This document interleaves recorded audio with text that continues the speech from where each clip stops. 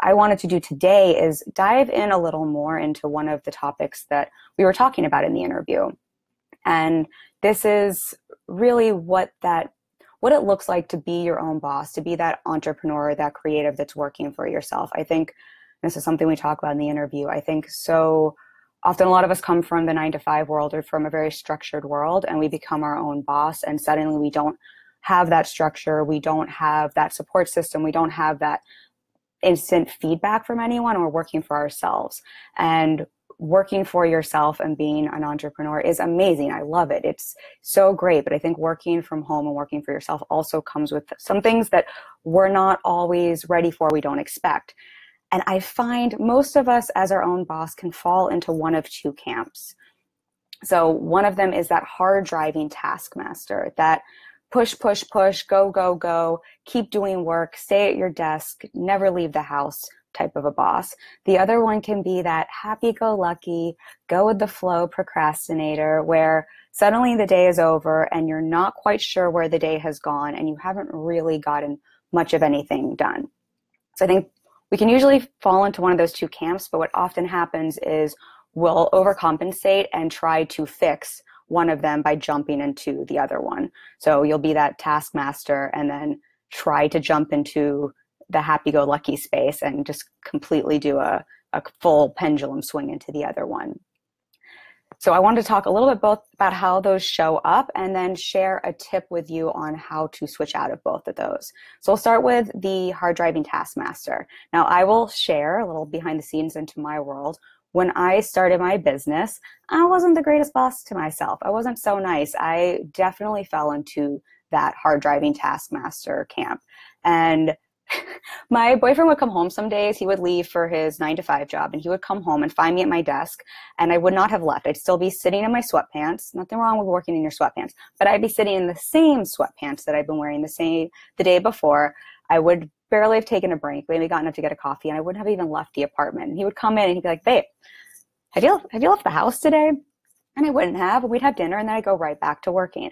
Now, not only is this not sustainable, this doesn't create quality work, and it can really lead us to burnout, and it can also cause us to resent our businesses. So this is a little bit of what that hard driving taskmaster can look like. Now, when you're this type of a boss to yourself, I believe this can come from a couple of places, but primarily from fear. I think it can come from insecurity. It can come from not thinking we're good enough.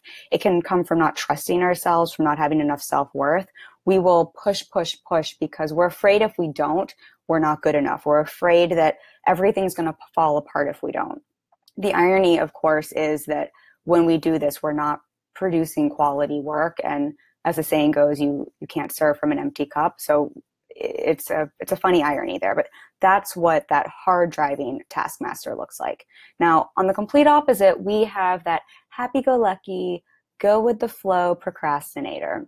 And this one's really interesting because I think this one comes from a really great intention of wanting to have that space and wanting to have that self-care. But I think it can be self-care and rest gone too far, where I think sometimes self-care can actually become self-sabotage, and we can use it as an excuse. So while it sounds like we're trying to look out for ourselves and we're trying to prevent burnout and we don't want to push too much, what we're actually doing is using this as an excuse to not do the work we need to do. We're using this as an excuse to possibly stay small or to hide. We're using this as an excuse to avoid rejection, avoid being seen, avoid putting ourselves out there, to avoid failure, sometimes even to avoid that success we might be scared of. So this can also very much come from a similar place of fear and insecurity and lack of self-worth that's just manifesting in a different way. So neither one of these do us very good. Both of these are what I'm going to call bad bosses, like that movie. Neither of those are good bosses. So let's talk about how do you shift out of this. So with both of these, whether you're the hard driving taskmaster or you're the happy-go-lucky, go-with-the-flow procrastinator, I believe it all starts with really getting clear on your priorities and your values in your business, in your personal life as well. Often we are our own business as entrepreneurs and solopreneurs and creatives, but really getting clear on those priorities. I know it sounds overly simple, but priorities, priorities, priorities. A lot of times when we have a lack of clarity around these, we can do a bunch of busy work that doesn't get us anywhere, or we can spin our wheels because we don't know what to do. So really getting clear on those priorities. And then for the Taskmaster, first checking in and being clear with yourself on those priorities. Are you giving yourself a bunch of busy work because it feels good? I think sometimes we stroke our ego and feed our ego by giving ourselves a bunch of work that we can check off our list, but it's not actually work that needs to be done. It's not actually work that's moving the needle of our business forward. So it's, again, looking at those priorities and being very clear on what we're doing and not putting more on our plate just so we can feel good because we're doing a whole bunch. The other thing with that Taskmaster is scheduling what I like to call brain breaks. And this is something we talk about in the interview. This is piggybacking off of Melissa Cassera talks about pleasure breaks, which is genius. This is my version of it. I call them brain breaks. And they are scheduled, purposeful breaks in your workday. I like to call them brain breaks because it's when I'm quite literally giving my brain a break. So it's not doing more work. It's not studying or taking a course. It's an actual brain break. Ramona says in the interview, we need to feed our creativity. So this is that space to feed our creativity. Our creativity in our mind needs space and time to just wander in order to come up with new ideas and think. So these brain breaks are scheduled intervals in your day where you're giving your mind space and time, but you're giving yourself that time to recharge, to recoup, to refill and refuel your cup. So that's one part of it. But the other thing that happens when we take these brain breaks, and for the type A people out there, this might resonate with you, can actually be very productive. So when we do this, when we start a project and we leave it unfinished and we give ourselves a very intentional break like this, we do what's called an incubation period, which is we go off, let our mind wander, and our subconscious continues to work on the problem without us knowing it. And then when we go back to sit down and work, it will have continued to work on this problem, and we'll have a whole slew of fresh ideas, fresh insights. Often, even when we're off taking that break, some idea will pop into our mind. It's why when I go for a run, for example, or go for a walk, I often get new blog topic ideas or new solutions because my subconscious has continued to work on the problem. So when we take a brain break, we're giving ourselves that incubation period. Adam Grant talks about this in the originals. I don't know if you've read this book. It's a great book, but he talks a lot about this incubation period, and I call it productive procrastination. So this is procrastinating with an intention. And so the important part with these brain breaks is that they're intentional. It's not just, I don't feel like doing the work and ignoring it. They're very intentional, and I like to tie my work to a deadline. We tend to take as long as we see fit to finish a job when there's no deadline. When we have a deadline, we will get the work done. It's, why can't I think of the name of that? That's, I will think of the name and I'll type it in there. But there's a funny name for that. It's a paradox, but we will, whatever time we give ourselves, that's how long we will take to get something done. When we give ourselves these deadlines with this productive procrastination, we'll figure out the solution and get it done. So that is my solution for the taskmasters, or tip for the taskmasters out there. Now, if you're in the other camp, if you're in the happy-go-lucky, go-with-the-flow procrastination boss camp, what do you do there? So again, we're going to revisit those priorities. And here, what I think is really important is not punishing yourself by giving yourself, again, a huge to-do list and becoming a taskmaster. That's just punishment, and you're going to resent your work and not want to do any of it. But what I like to do is each day pick one task, one goal that's really important, and that's the focus for the day. If I'm feeling particularly productive, I'll have up to 3, but no more than that.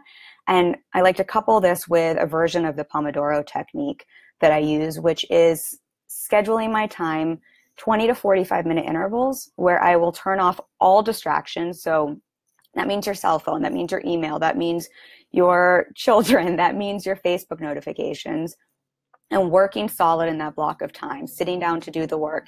Even if nothing comes out, sitting down to do that work, usually after a couple minutes, you'll be amazed at how your mind churns and spits some work out. And then after that 20 to 45 minutes is up, giving yourself a mini brain break. So this is similar to what we were doing with the Taskmaster. You're giving yourself that brain break. But here, because the tendency is to use self-care as an excuse, we're using a little mini brain break. And this can be calling a friend, having a coffee break, going for a short walk, taking that mini brain break, and then going right back to that Pomodoro, to that scheduled time, that interval of 25 to 40 minutes of work with another brain break at the end, continuing this cycle until you finish that task. It's pretty awesome because you know there's a reward coming at the end of that time. So you will more often than not be more motivated to work because you know there's an end in sight, and it keeps us going until the task is done. It's a great way to get things done. So that's my tip for the happy-go-luckiers out there. So as a recap, we've got these two camps we can often fall into as bosses. We can be that hard-driving taskmaster where we just push ourselves until we are burnt out, or we can be that happy-go-lucky, go-with-the-flow procrastinator where where did the time go and nothing actually gets done. Both of these end up really not being the greatest bosses to ourselves. They're not taking care of ourselves or our business. So we really want to be a good boss to ourselves. And the foundation for being a good boss on both of these is really getting clear and setting our priorities, then scheduling that time, those goals, 1 to 3 goals, and then taking those brain breaks. So that's what I've got for you today. I'd love to hear from you if you're watching. Do you find yourself falling into one of these two camps? Do you find yourself being more of that taskmaster or more of that happy-go-lucky procrastinator? I'd love to know in the comments below. Again, we can fluctuate between both of them, but I think talking about this helps everyone feel a little more normal and a little less shameful around this. I think there's a bit of a learning curve to being your own boss and working from home. If you want to check out the full interview with Ramona, we're talking about this and so much more. She has just so many nuggets of wisdom.